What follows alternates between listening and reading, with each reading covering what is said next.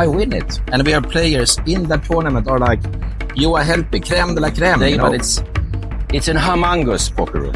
It is humongous. Why they should come? Because you can drink a lot of tea. Pyse pugut pak. Can't do this. Afternoon tea. Proper English. Afternoon tea. Due to popular demand, we are adding a fourth hotel. Franke is the boss of the festival series that brings you entertainment and mixed games. Let's sit down with him in Rozvadov at the biggest one yet. Big celebrity. He wouldn't agree to an interview like this if he didn't have something to plug.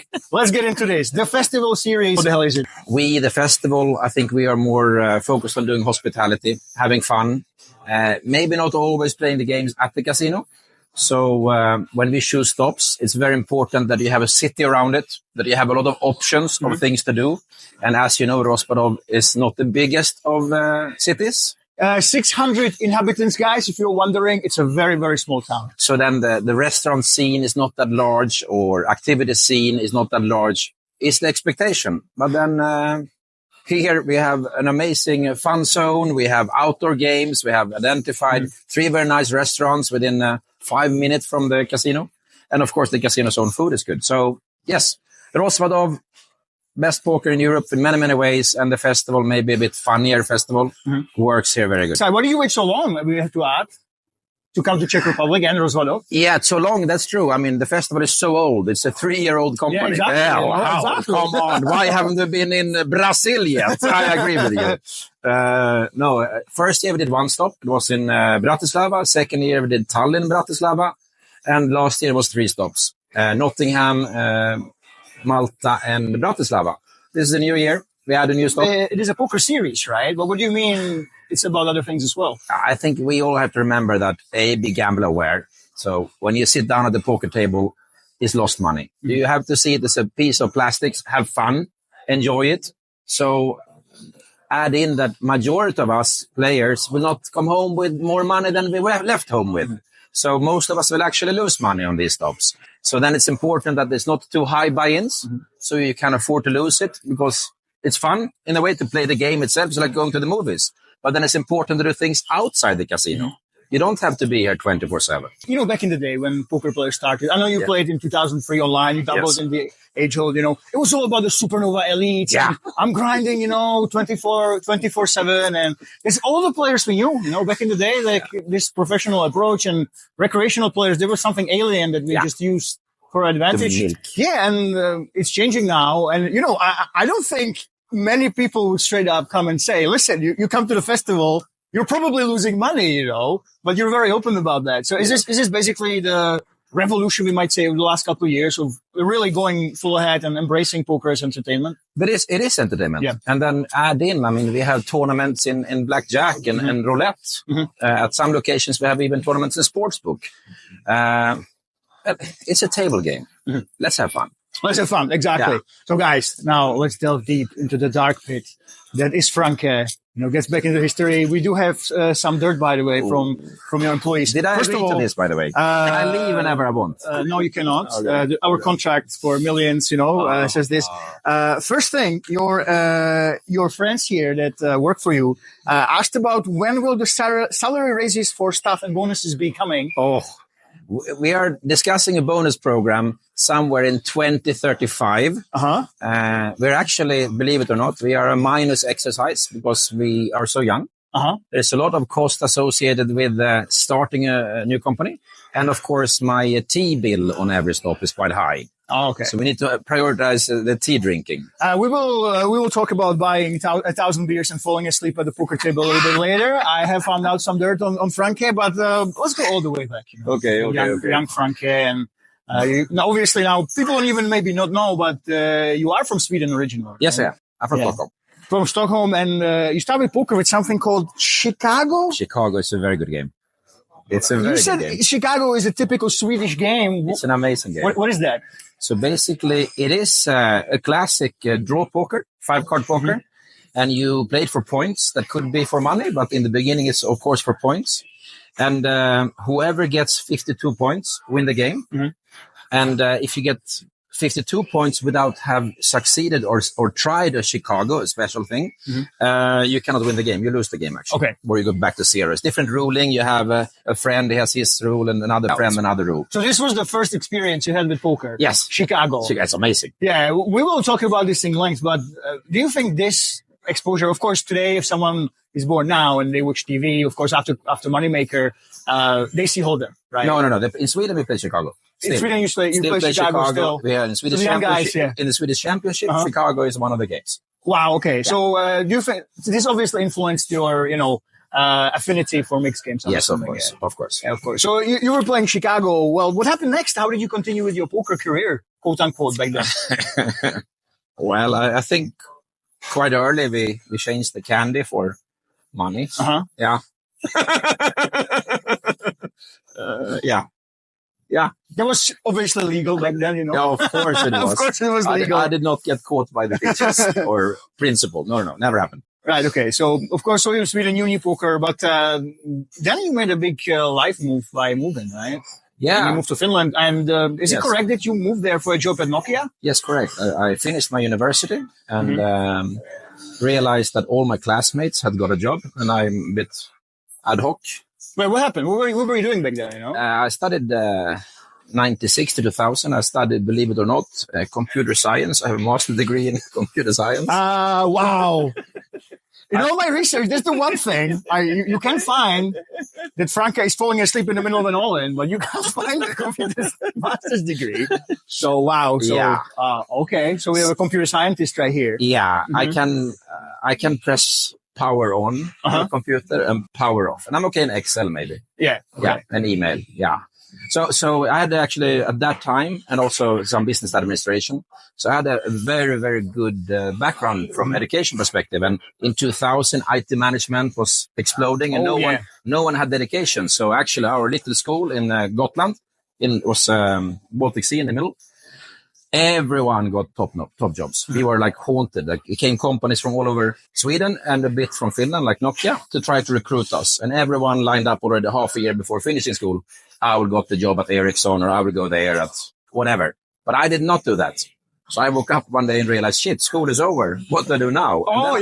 And you're supposed to, like 9 months, in your last year, you're supposed to already have the contracts, right? And then you go to the graduation scheme, right? So you didn't do that, you're panicking. No, I traveled to Asia half years then. Oh, okay, okay. Do you think if you tried earlier, you would have a job at Ericsson instead? No, I don't think so. So when I thought about it, like of all the, because we were really popular, like we were interesting candidates for a lot of companies. So all the companies that came to our school to recruit us, I think at that point of time, Nokia was the most interesting.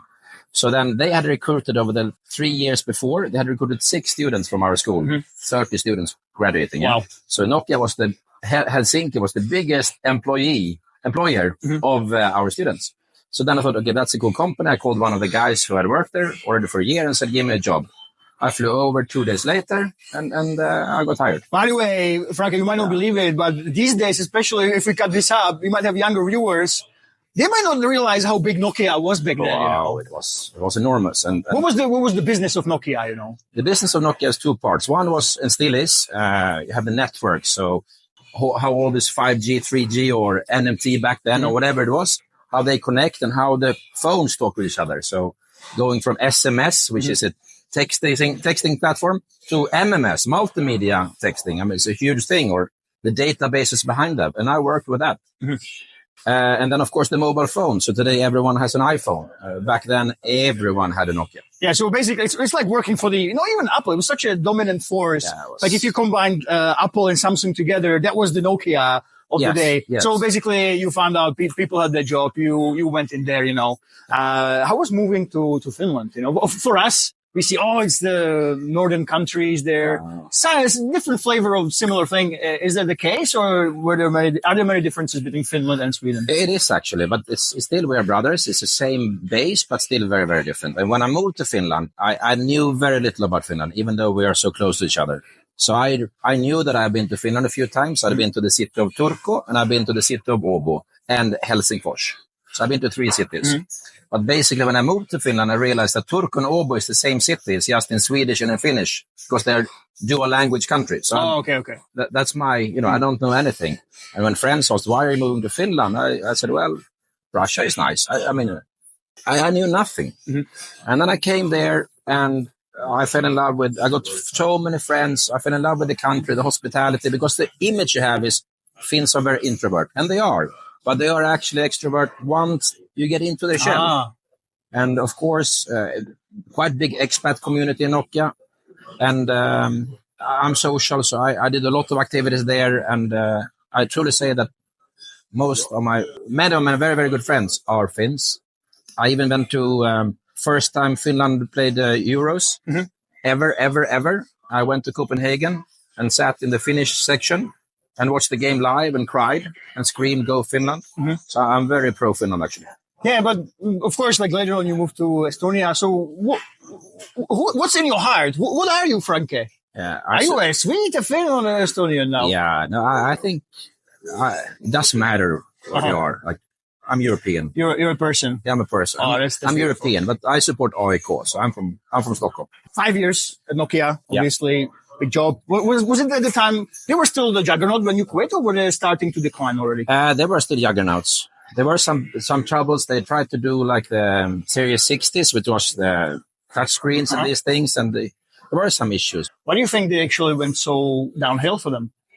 I think they stayed too true and too fixed with that their version is the best version. They didn't check the market, what's happening with app stores, or actually that other companies have better technology. And they just went their path. And then eventually they realized, okay, we're not strong enough. We need to do something. And then they could choose to do something with iPhone or Apple. They could do something with Samsung or Android. Or they could do something with Symbian or the Smart, or whatever it was called, yeah? Yeah. Symbian was the name of operating system, the competitive one. Yeah. And then they chose Symbian, the weakest of the three. And it was failure from day one. Was it just a bad beat, or was it actually, I think bad decisions. And then another sad, I don't know, but for me at least. And then they also basically did a merger early with Microsoft. And they got bought by Microsoft, which was at the same time really non-consumer centric at that time, yeah? So it was, I think, some sauna meetings and some money in the background. Sauna meetings, that's right. No, it was not. But then on the other hand, they could have been correct. They could have made the best system too. So you never know. It's easy to be wise afterwards. But maybe the biggest why they died is I left. Oh, yeah. And now this is a beautiful segue. Wow, this is why this man works in media. He's making us. We talk too much about Nokia. It's time to move on to the fun topics. Thank you, Franke. So, what the hell is the Helsinki Social Club? Wow. So I was working at Nokia, and I really enjoyed it. Imagine me in a suit every day, going to office every day, and I was quite a big boss actually. And it was like I was a big man. And then I was doing good. And then with my ex-wife, we got the first kid. And then I informed my bosses that I need to take my father's leave, because in Finland and Sweden, you do get the long father's leave. And they're like, are you crazy? You will kill your career. I said, I couldn't care less. I will have my father's leave. And they were very angry with me, but I took 4 months or 5 months of father's leave and left over my... Even back then, you actually had that? Yeah, I have it all the time. I gave my program to another program manager who took it over, and then I started my first week as a father's leave, yeah? And already day 2, I realized most of my friends are at work or through Nokia. Yeah. I don't have that many friends in city center. So then a good friend of mine, Martin Trang, on one of the walks, like 3rd day in father's leave, I said, fuck this shit. We need to sort after work. It's so much job to walk a child, yeah? So the same Friday, we launched Helsinki Social Club, which was the first ever. And it was your first couple of weeks of your father's leave. Third day. Third day of, so you. Hard work. You lasted 3 days on your father's leave. Yeah. The Nokia was upset that you take it. Yeah. And then the 3rd day, you're using that father's leave, you know. Yeah. You know, if they were still relevant, they might be upset, but I'm pretty sure there's not many of those bosses there. No. So, and what was it actually? So was it just for you, this started as an outlet for you to meet people and get a social life? So what exactly was that? Was it like a cigar club somewhere, or did you have a venue? So like in city center, maybe the coolest nightclub and lounge bar and restaurant, we made an agreement with them that every Friday between, I don't remember, was it 5 o'clock or 4 o'clock until 9, we rent the whole space. And then we will get some people. And we got a lot of people. And then maybe 9 o'clock or 10 o'clock, they open the nightclub. But then they already had a lot of guests. So the nightclub even skyrocketed because of our after work. Every Friday for 11 years we did this. Wow. And that's takes a toll. Yeah, of course not if it was Christmas or New Year's Eve, we didn't do it. But every Friday, being there, hosting people, having bands, DJs, whatever we did. Sometimes it was maybe 10 people. Sometimes it was 150. So every Friday. Is this the origin of Franke as we know him right now? We need tea. You need a tea? Why are you called Franke? Yeah, next question. Okay. And if you meet me out somewhere, then you can ask me in person. I will tell it. But it's a great story. Yeah, guys, I am intrigued now. Now, you have to meet Franke, but you have to drink tea, which actually means beer in Franke language. And then he will actually tell you this story. Oh, I don't think I will be able to sleep tonight. Well, it's time to get drunk, I guess, tonight. Right. No, but I mean, the social club, is it the origins of you as someone organizing things and getting into the hospitality business? Because it sounds hell of a lot similar to what you're doing here, you know? Yes, it's not only me. I mean, me and Martin Trang, we started it. And then, of course, with the help of Matti and Carlos, it grew. And, you know, it's not never a one-man show. But for me personally, I did my first party when I was 16. So I've done events since young age. Even before I was allowed to go into a bar, I threw parties in bars. You helped organize it. And then you played your first big tournament in Finland, right? So I did play a bit of online. I don't remember if I started with online or live. I don't remember what was first, actually. But this is when poker is booming. It's on TV. There's a lot of things happening. And me and a very good friend, sadly passed away, Stefan Eriksson. We went to the local casino there in Presidente Hotel at that point of time and played a Tuesday tournament. They had tournaments every day, basically. And it was a normal 80-player Texas. And somehow, without understanding Texas No Limit, I understood, but not enough, I win it. And we are players in that tournament are like, you are helping, crème de la crème, you know, of Finland today and back then. And I win it. And I was so proud. And then I went back the next day and the tournament, or 2 days later, the tournament was Söka. And I, Swedish, I'm the best, I will win, And I think I busted and reloaded and busted and reloaded. Is it true that that Ziigmund was at this tournament? Yes, he was. Larry Zahamis, Larry Zahamis, a good friend. Guys, if you don't wonder, now you can take a look at this clip from High Stakes Poker when he actually played. When I go out, I go out. Who's that? It's you. Back, and I don't think too many people know how he actually ended up. He has been very famous in the internet era and Full Tilt Poker and High Stakes Poker, massive face. I know he's been to the festival, but we don't really know too much about how he's living and how he actually progressed since then. It's the same like Kimi Räikkönen or any big athlete in Finland. Patrik Antonius, nothing about them. Yeah. They have the private life, and we have to respect that. Is he still in the poker scene? Yes. We met as late as a month ago. Yeah. Yeah, there we go. So Ziigmund is still in the poker scene. Again, you have to, if you want to meet him, you want more stories, you have to meet him, you have to drink tea, and you have to travel with Franke to his festival. A lot of. By the way, one question is, do you think it influenced you that you won it? Do you think it had an impact on how your interest in poker was? Or do you think if you never won that one, it wouldn't really change anything? It wouldn't change anything. Okay. I mean, I got hooked anyway. No. I'll give you a fun side story. So me and Martin Trang, the same Helsinki social club guy, so we started to go to casino a bit more. And imagine you come into a casino, there's 20, 30 people playing cash games, and everyone says, "Oh, Franke, come and sit here." And I'm like, wow, we're popular. Martin, sit there, And we didn't understand that we were the fishes, the whales, good salary at Nokia. Like, we were so bad. Oh, okay. And still are. But then I realized after a year maybe that, they see the fish, they're not social, they just want to take our money. And we liked it. What is it that draws you to poker? Why do you think that poker is the game that obviously embraced along with the other things, of course? It's a place where you can meet people from all walks of life.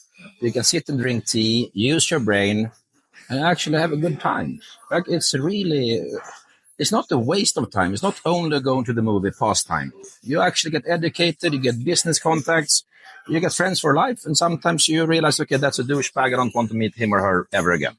But overall, we are all loving this hobby, and it's amazing.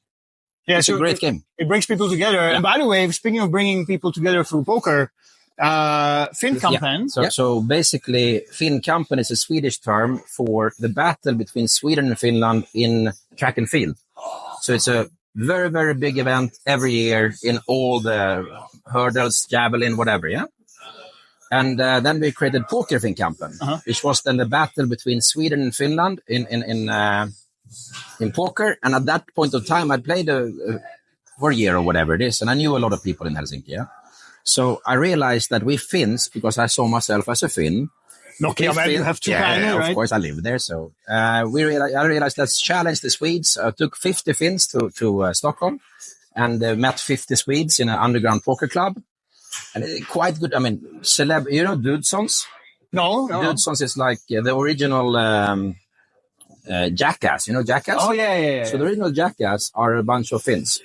And friends of mine also. And two of them are on the tour. So like Jajo, the biggest radio and TV personality in Finland, he was also with us. Some of the very good poker players were with us. So we were a good crew. And of course, we have to take the ferry over to Stockholm and we party. So 12-hour bender with tea.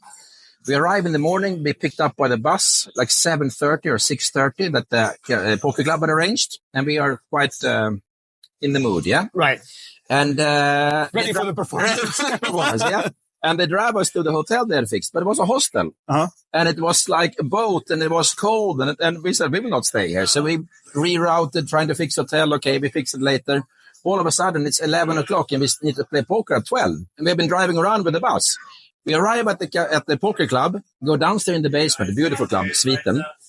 And there they had prepared for us a sea of Jallo, which is Finnish hard vodka. Oh. So we're already walking like this, and then we see the Jallo. We go bizarre. We haven't showered. We're 50 screaming Finns. And then at 11:30 or something comes the first Swedish player. And it stinks. It's rowdiness. Tommy, ba, ba, ba, ba, ba.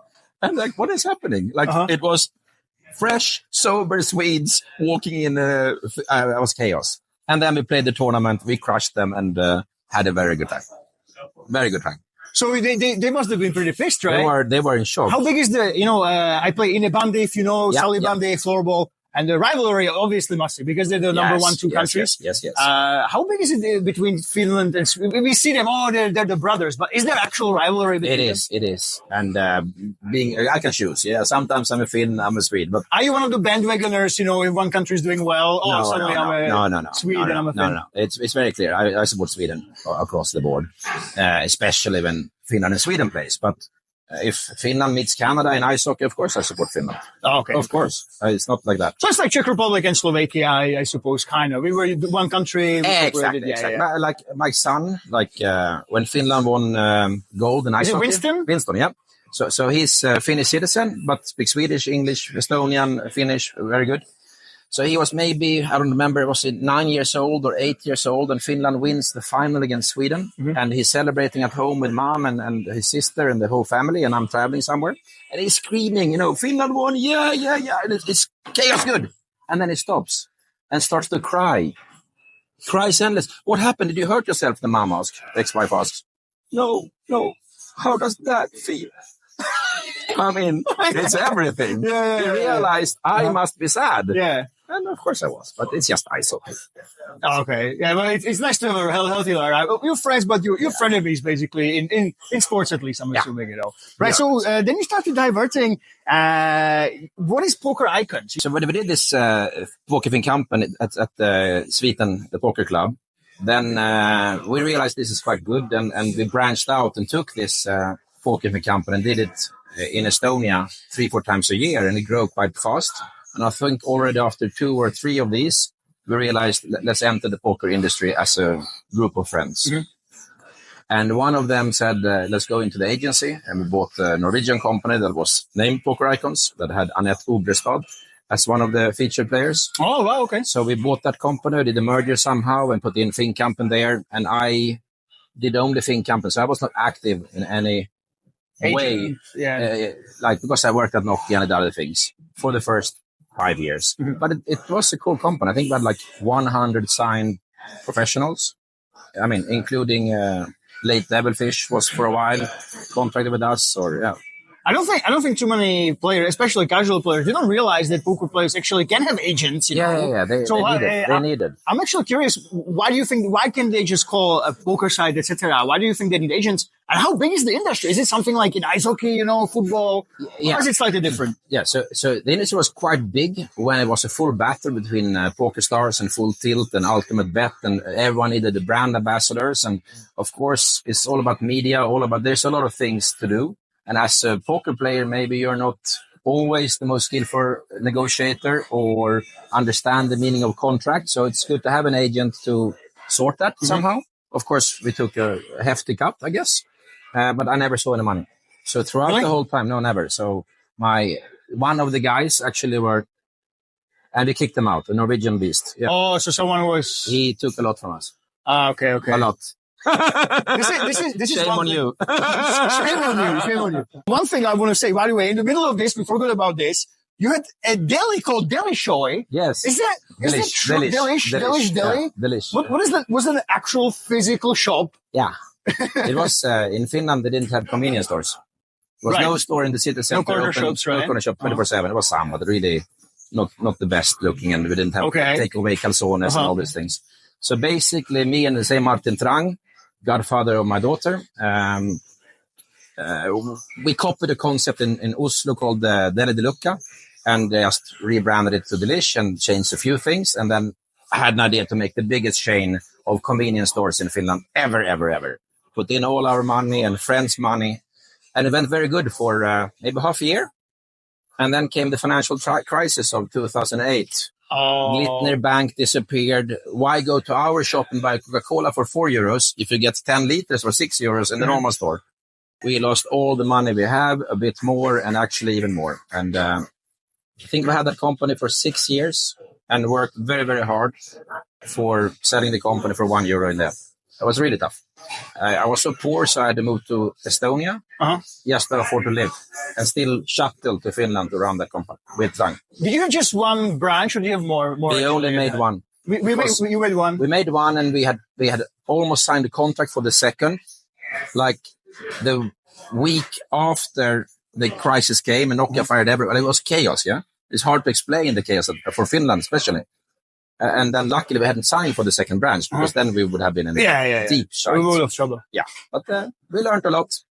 I actually heard from Dansken that, of course, the financial crisis is thing, but apparently you've been playing a lot of poker at the branch. Is it true, or was it just one of Dansken's stories? No, it's true. We had the coolest poker club, actually. Wait, what do you mean? You're running a massive branch, world domination, in a deli, you're expanding to all the countries. And what do you mean you're the poker club at the poker club at the deli? This is as underground as it can get. It was not a poker club. It was like we had one table on the second floor overlooking the city, and it was heavy cash games every night, 7 days a week.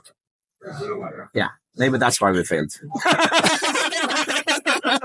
No, it's not true. Yeah, but when you talk about it, maybe if you're trying to start a deli, guys, maybe don't focus on the business of put the poker club in the basement. Put the poker club in the basement. Yeah, exactly. So before Delish, and after I got headhunted to be CEO of a production company. So I did commercial films and music videos for 1.5 years. Grille films. And you remember Lordi, this monster rockers that won Eurovision? Yeah. Hard rock. Yeah, of course. So imagine Franke, I have produced 2 of their music videos. Wow, without knowing anything about producing videos. So that's my first experience with a moving picture. So, so you're in Finland, but then Delish, of course, has trouble. So you were in Estonia. Why did you decide to stay there and not go back? So I got divorced there somewhere before I moved to Estonia. And somehow Estonia is very easy. It's a paperless society. It's quite safe. It's good upbringing for kids. It's modern. It's hungry. I still had all the contacts with Finland. And in Finland, it's a bit more pricey. So I was able to have a company in Estonia with Estonian cost for living or salaries or whatever it is. But my clients were Finnish. So my margin was a lot more than if I would do the business in a Finnish company living in Finland. So pure financial in the beginning, and then with time in Estonia, I really love that country too. It's right. We have a massive discussion in Czech Republic about, they're trying to digitalize everything, like the government and stuff like that. Yeah. And I think Estonia, it's insane. It's insane. What level? Is it true you have one card and if you visit, you get it and you like show it everywhere? Like, how does it work? You know? Yeah, it's not a physical card. It's an ID online, but you get a card, of course, too, like a driver license, whatever it is. But yes, you can vote, you can do whatever. Or it is, for us, normal society is digital. Of course, there are challenges with it. I have a question here.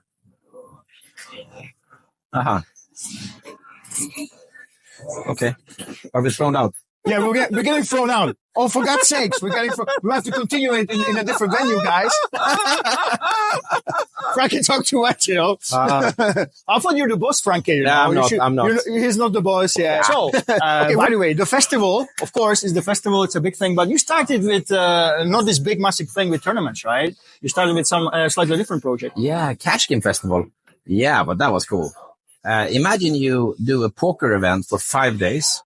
And you just skip the tournaments. You go straight to the beef. Just cash games.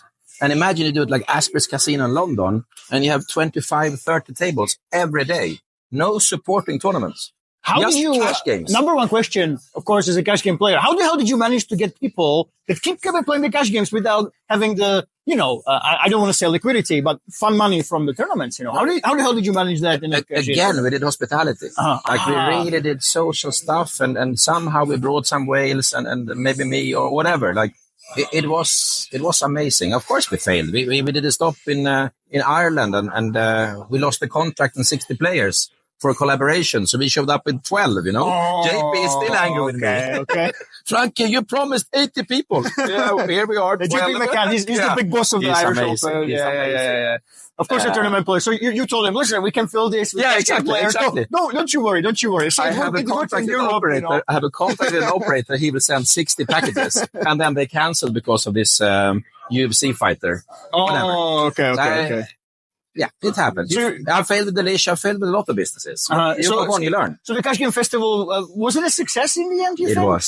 It was. But the challenge there was that the online operators, they couldn't have a mechanism to qualify players online without the feature of playing a tournament. Right. So then they played a tournament, won a package to the Cashgame Festival Bulgaria, and then comes the winner, Peter.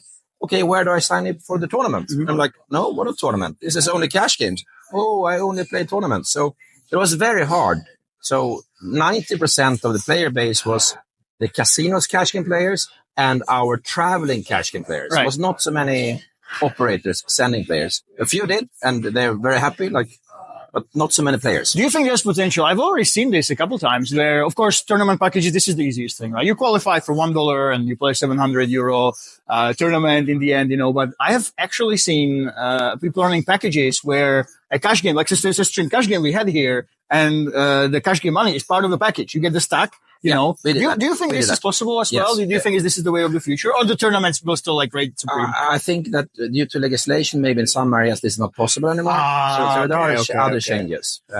You can't give the cash directly. You need to do because somehow, then the tax is involved, and this is just like a exactly. Yeah, okay. So because you can always take a cash ship and cash out, so it's a bit different. So how come the Cashgame Festival ended in its previous form? So COVID basically. COVID, yeah. So nothing going down. Yeah. So when obviously COVID restrictions lifted, why did you not restart it in exactly the same way? Why did you jump into the festival that we know it today? Yeah. So maybe around that time, actually, COVID at your home, I realized you really need the tournament features because you get more players. It's easy to qualify online. So you need to create something different. And also from a marketing standpoint, the budgets in online operators are in the casino games and sportsbooks. So if you add in tournaments in this, you get totally different player base. And then it can't be called Cashgame Festival. Yeah. Let's call it the festival. I know actually, at first, I believe you've partnered with A Crowd. Is that right? Yeah. So when I created the festival, I went to the then CEO there and said, I have an idea. I will do it. You can buy 50% of it if you operate it from financial standpoint. Yeah. And they did. But then I think they took a decision already 1 year in that they don't want to do live events. And then I bought them out. Was this a tough decision to go on your own or? No. Okay. Easy. But of course, financially, hell. Because then all of a sudden, when I book 100 hotel rooms, it's not a stock-listed company that puts in the money to Hilton. I have to put in money. Yeah, exactly. I don't have that money. You don't have that capital behind you. And I don't, you can't pull it from the other plots, yeah. And I don't raise the salaries on my staff because of the same reason. Yeah, guys, I guess you can see we are independent here. That's why, I'm sorry, it's going to take some time to actually go for that. So financially, yes, it's been quite tough, but I think we're making it. Yeah, one thing that's really interesting, usually back in the day, you mentioned Poker Stars and Full Tilt and Newbie, they were battling. But you have so many partners and you have the policy. 2 minutes, yeah. You have the policy of actually not caring, which side is here. We have actually a streamer from ACR and you're very welcoming to that. Yeah, I don't think this is, just like you say, that it's normal that you might lose money here. You are working with all these people and you should allow people like not affiliated with it. Do you think this is the standard in the industry or it seems like it's unique for the festival? No, like, if you go straight to this one, yeah. So for example, if a player is patched or pro by an operator not associated with the festival, it's his or her private choice what clothes to wear. Yeah. So I have no association with the brand we have said. Like, yeah, he is here. What can I do? I'm happy. He's a good friend also. But then we do have, I think, 15 operators that are official partners, and they are the one you see as logos and in all the preparations and in marketing material, and they also host qualifiers. Mm-hmm. So the difference, I think, in the festival by doing this with so many operators is that there's zero poaching. You have managers from 3 operators here at the moment. You're not getting them coming to you, come and play at our room. They know the rules. There's a fair play and play during the festival. Mm-hmm. They have signed a contract and just enjoy. And it works. So what's happening now is that we are going into final table in the Hand on Mob Championship. Very exciting. Very exciting. I came 23rd. I'm a big fish. But luckily, I only drank tea yesterday. I think it's an amazing casino. It's beautiful. It's very professional stuff. Pilsner Urquell is very good tea. And like now we're walking into what they have done for the festival. It's insane.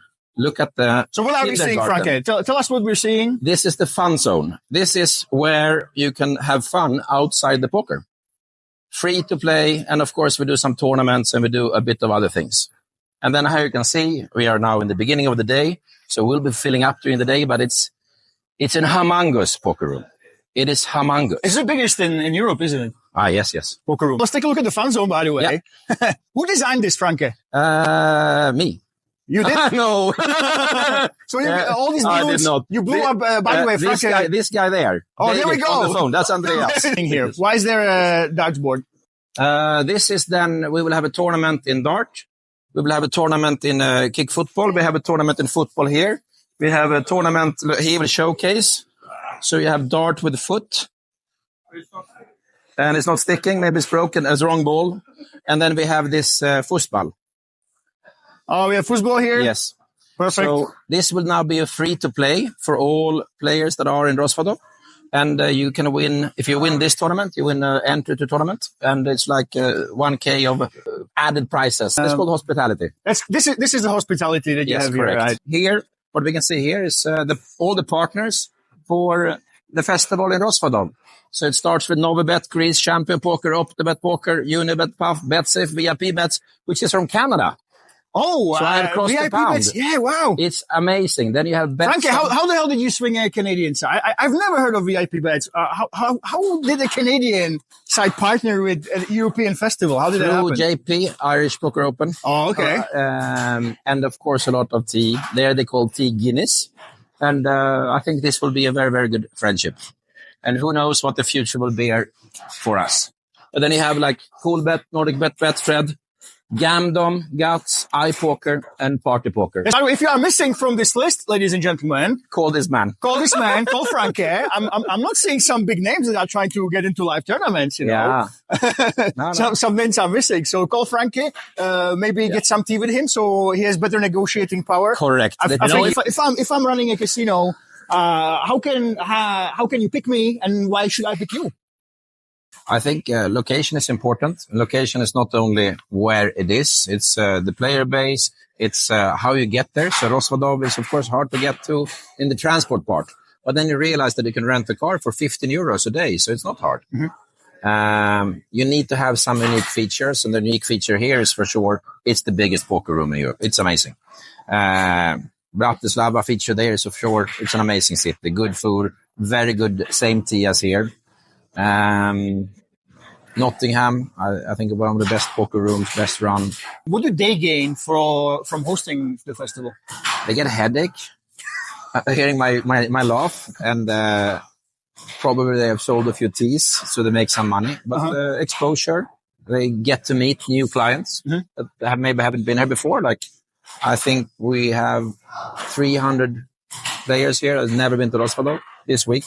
Of course, if they have a good experience, they might come back. So, and of course, during the event, hopefully it's successful and they make some money also. So they get something out. There you go, guys. Give Franke a call. Okay, let's ask this all the time. Yeah. Obviously, serial entrepreneur, we were Nokia, so many businesses. How the hell do you keep your work-life balance? I don't see, of course, it sometimes feels like work, but it's not work. I do things I like. So this is my hobby. Like, yeah, it's work. What is it? Like, I drink tea. I think it's really cool because you actually went to Arvin's graduation, right? Yeah. Maybe we can talk about it. I'm not sure. We can. Yeah, we can talk about anything. Yeah. I'm going to take your word for it, you know.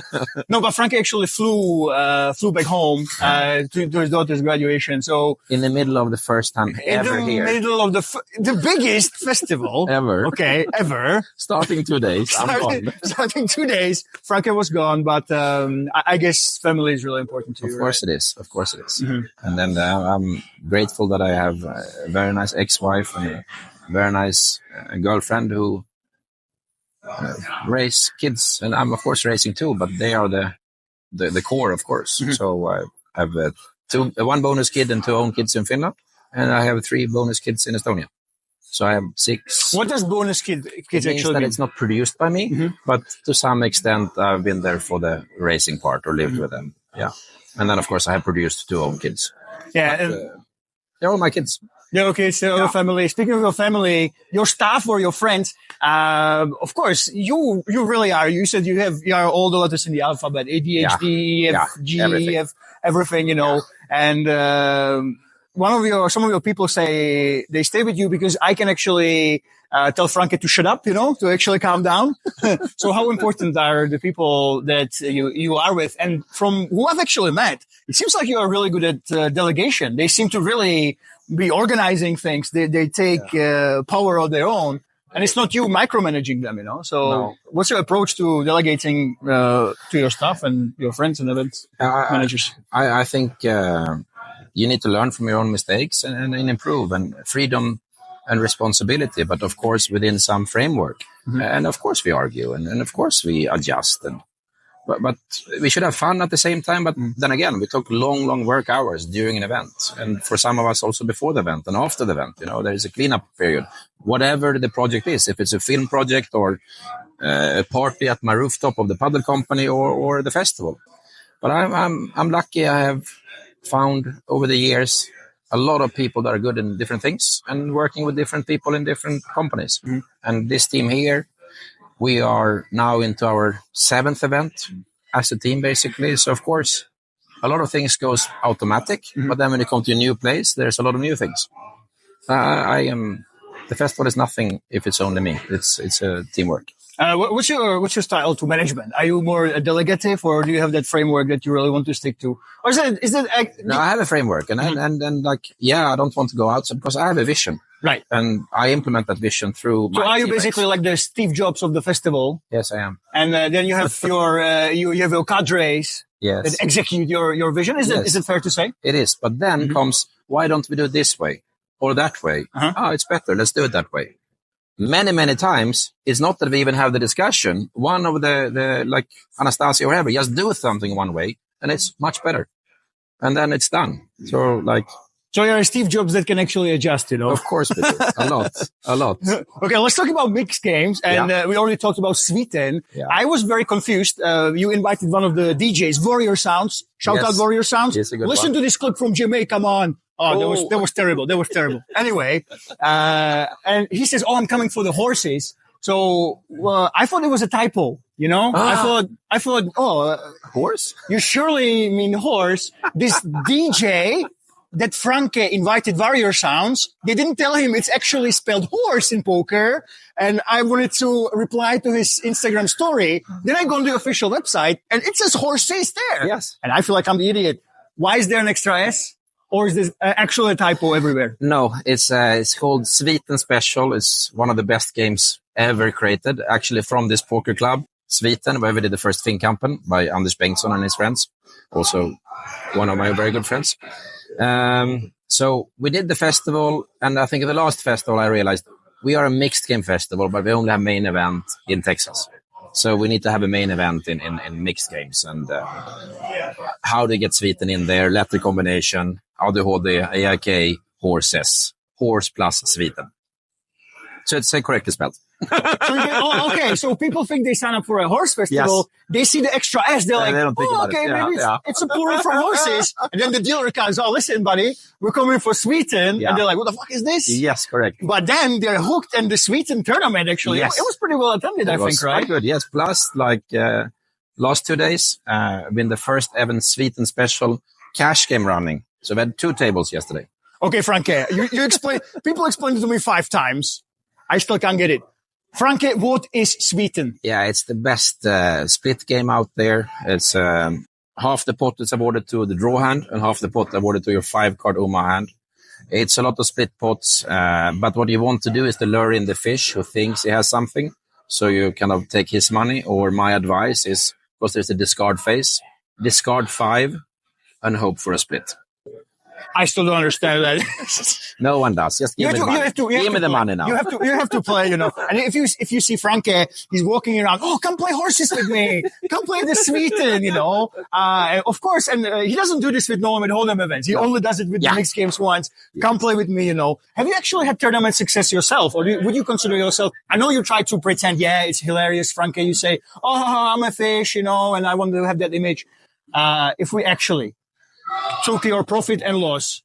If we can talk about it, of course, I know you want to, of course, you want to uphold your image of a tea drinking fish. I agreed to answer questions, yes. Yes. So, if we take your net profit from mixed games overall for your poker career, what do you think your return on investment is? Are you up? Minus. Okay. Minus, big time. And of course, I've won a lot sometimes. Like, I did a session in Malta at a friend's club and cashed out 18K or whatever I did, on a 2-2 game. Mm-hmm. That's insane. Oh my God, yeah. So, what is the idea? By the way, we have a cash game streams here. I actually commented on one. Yes. Is this your way of staying true to the Cash Game Festival spirit? Yes, I think so. Cash Game Challenge is there. We have award packages for next up, and it's a way to. I mean, as you have seen the last few days, the cash games here are always good, and there's a lot of players. But maybe it's a few more, and maybe a few more mixed games spread. So yes, cash games is one of the 2 legs of the poker economy. From a poker streaming perspective, of course, tournaments always were really up top, But lately we're seeing the $1 million. We had an announcement about it. Speaking of tournaments, we saw a really uptake of streams of $1 million, and massive celebrities. But you stay true to literally taking guys, random players, playing 2-5, 2-2, putting them on stream, putting on commentary. Do you think this still has a future in the streaming space? Or are we going to go more the way of big celebrities, millions and only tournaments? Yeah, of course, the big events and big buy-ins attract a lot more attention. But basically, I want to preach or do poker is for everyone. Mm-hmm. It's easy and it doesn't have to be bloody. So let's play 2-2. And I think everyone should have the chance to have table time. So that's why we do this smaller buy-ins. Financially, maybe it's not the smartest. Maybe we should only do 10-10 or 20-20 and, But then if you have the higher level of buy-in poker players, then comes, we want free hotel and blah, blah, blah. What is that? Why should I give you a hotel? Right. You come because you want to have fun. Mm-hmm. So I think this is a good model. Yeah, you're staying true. Is there not a big pressure to sell out, to hire some big name that comes in and, comes in with a big start to the cash game? We have that. They're coming anyway. Ilari Samies has been several times. Joa Helpe has been, if you talk about Finns. Yeah. Now we're getting a friend's friend from South Africa with 2 million followers. We have 11 streamers coming in tomorrow. And we have fun. It's still there. It's fun. it's about the balance of being for the people, but also getting some recognition. Yeah, that's right. Okay, we talked about this before, but prop bets, Franke, you are a legend, but some people say you are a sadist. Yeah. When it comes to prop bets. I mean, sometimes I lose sometimes too, but not often. Is it true you sent a poor girl to the edge of Portugal to get your pizza? No, it's not true. I was in Bulgaria and sent a girl to Faro, Portugal to get a chicken piri piri takeaway. And then she had to drive this old car of mine all the way back to my office in Tallinn and deliver it. Yeah, she lost. She's crap in poker. I'm better. She's a very famous poker player. Oh, she is. Can we say the name? No. No, we can't say Find it out. Of course we can. Of course we can. Hey, Monia. She's amazing. Hey, Monia. So if I need some chicken piri piri from Portugal, call her, Monia. We know who to call, Okay, tea drinking. Why do you call it tea? Because sometimes when you promote gaming, you should maybe not promote smoking, and you should not film youngsters, and maybe not tea. Oh, so it's there's a logic. There is actually it's not just a fun. Okay, so you're drinking tea. Yes, and if you're a sponsor that's not watching this stream, this video, they might not know that you're talking about alcohol. Yeah. Tea. So do you have any crazy stories from drinking tea? Of course, that we can publish, of course. Like I have a bit of a sleep on apnea or whatever it's called. So when I really need to sleep, I go to sleep. So I fell asleep, in a stack of snow. Got saved 2 hours later by my ex-girlfriend back then. Seriously? Yeah. I fell asleep 30, 40 meters from my hotel in Napoli and got big time robbed and cut everywhere. Because I had to sleep and I was 30 meters from the hotel room. I have fell asleep with dogs, like a pack of 30 dogs in Bali. I need to sleep. Then I sleep. And this only happens, of course, with tea. Oh. And I can give you 100 places I've slept at. Like, I just sleep. And then, I'm tired. Well, I've slept under poker tables. I heard, actually, we mentioned this Irish Open. Yeah, I also slept on poker tables. You were in a tournament and you went all in a big pot. Yeah. It turns out you fell asleep. Yeah. As you were waiting for your opponent, Yes, he was so slow. Yeah. It's true. No, I think it was like day 3 or day 4 of Irish Open. So it's quite big and we are like 30, 40 players left. So it's big money and I have a decent stack. And I think I bet pre-flop. He calls, flop comes. I don't remember what was the playout, but I bet. He calls. I say bet again on turn. He thinks quite long. He calls, and then comes last card. Mm-hmm. I bet all in. And he thinks, and I have tea in me, and I get this sleep. So I fall asleep. But when I play poker, when I do my action, I always stare down, so no one sees my face really. I just look down to the table. Uh-huh. And then all of a sudden, he folds, and he folds open, showing that he had paired his ace with a jack kicker or whatever it was. And then all the money is pushed towards me. And then I don't collect them, and like people are looking, what's happening? And then, Franke, wake up. And I'm like, I wake up. You need to collect your bearings, chips. I have 2 cards. I look at the 2 cards, 7 deuce. Shows it openly. He gets angry.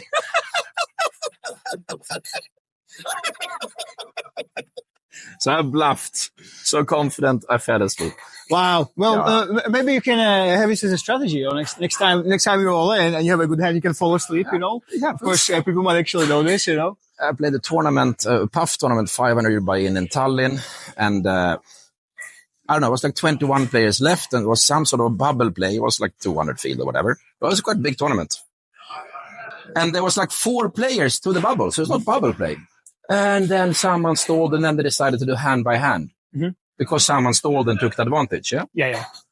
And like it will be 2 hours of hand by hand. Yeah. And I need to sleep. Uh-huh. So I tell lots of tea. I tell the TD, of lots of tea. I tell the TD, wake me up, please, when it's final table.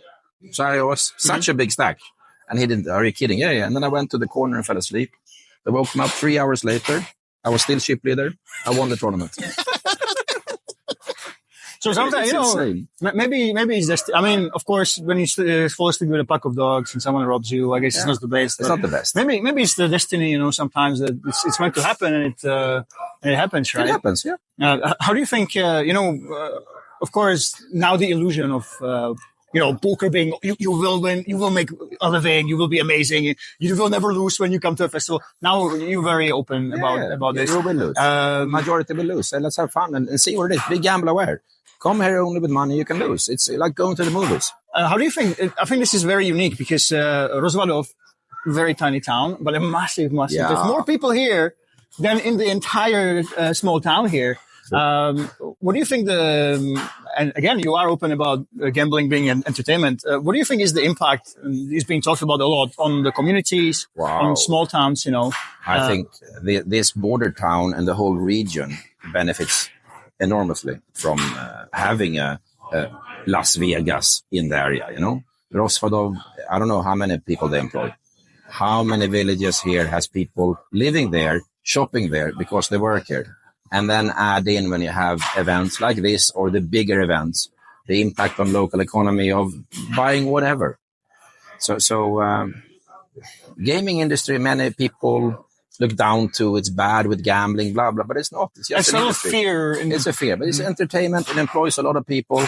Of course, there are dodgy parts of that, but it's dodgy parts of, if you take a road construction in every country, like, are you kidding with me?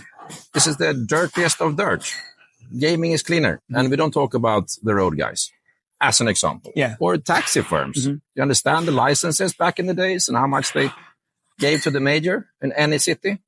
But it's a clean business. Yeah. It's not gaming. I actually went out to the people here. Yeah. I literally went out, I talked to 80-year-old grandmas. I asked them, what do you think about the King's Casino? Wow. And all of them, they told me, okay, we're loving it. They're literally 80 years old. Wow. I'm like, hello, young ladies. You know, does your mama know you're out? And, but they said, not only that, of course, people have jobs, right? That's expected. Yeah. And some people work here. But, apparently, Leon, the owner, there was a big festival, by the way. You timed it. Oh, yes. yeah. Was that not a coincidence? It was planned. No, it was planned all the way. So it wasn't planned. I'm so confused. I'm so confused. You will never know. Of Okay. course it was planned. Of course it was Of course. Take a look at this. This is what was in here at the start of the festival. Franke, when you said the hospitality is going to be great, I believed you, but I didn't expect this. This is right above my hotel.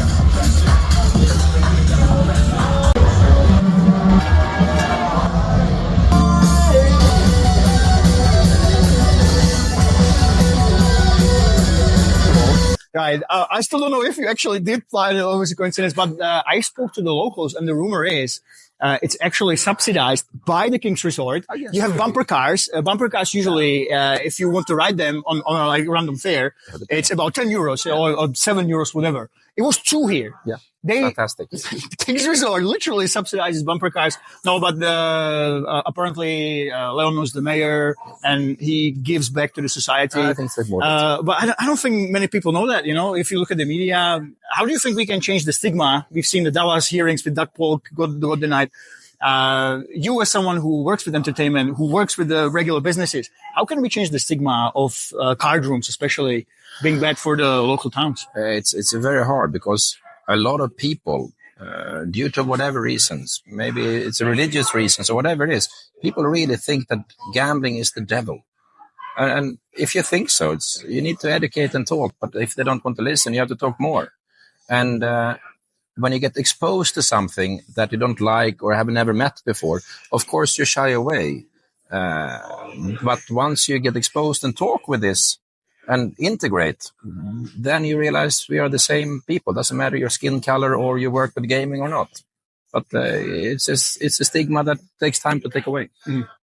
And we are working on it. You too. I mean, you are a very, very good ambassador for the game, for the fun side of it and for the serious side of it. And I think we need more people like you. And a bit like me, to change people to the better. Because I think it's really nice gaming is good. Yeah, and if you go to the old people and talk to them and ask them how it is, fantastic. it was really good. But again, yes, there are of course gamble addicts, and what is let's face it, there is a dark side. Of course it is. Mm-hmm. Of course it is. There's a dark side of driving car. People die. every day. A lot of people drive a car and they are not supposed to drive a car because they are maybe too old or too young, driving too fast or texting at the same time. There's a dark side of that. But yes, then we have to educate people. Don't text and drive, or don't drink and drive. And we spend a lot of money on it. So yes, we should spend money also on find out if you gamble too much and then support these people. I think it's a sickness maybe. Mm-hmm. But the sickness is you get the kicks or whatever it is.